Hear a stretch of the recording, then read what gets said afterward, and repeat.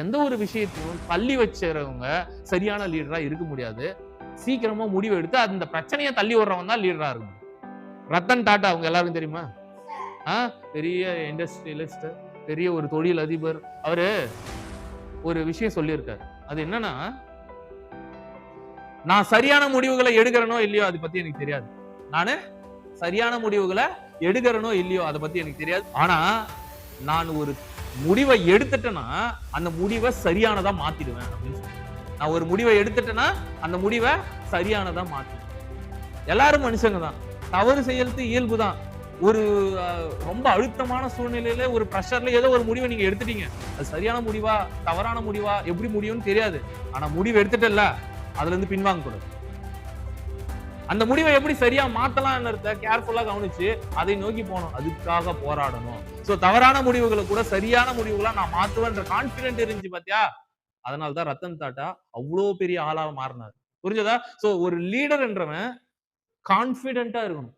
எந்த ஒரு சூழ்நிலையிலையும் தான் எடுக்கிற முடிவு கரெக்டானதா மாத்த முடியும்ன்ற நம்பிக்கையில இருக்கணும். அவன் தான் சரியான லீடரா இருக்க முடியும். அடுத்து பொறுப்புகளை தூக்கி எறியறவனா இருக்கக்கூடாது லீடர்ன்றவன்.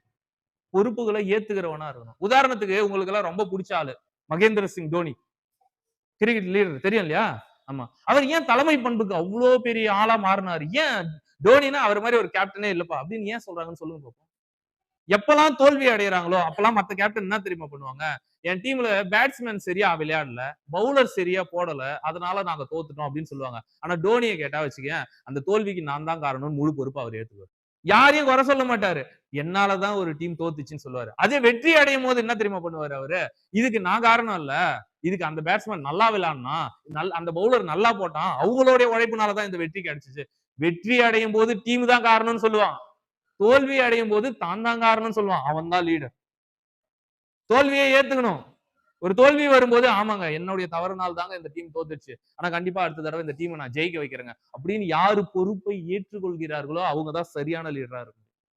ஒரு டான்ஸ் நல்ல குரூப்பா ஆடிட்டு இருக்கும்போது ஏதோ ஒரு சொதப்பல் வந்துச்சுன்னு வச்சுக்க, அந்த குரூப்ல இருக்கிறவன் அவங்க கிட்ட போய் கேட்டுப்பாரு.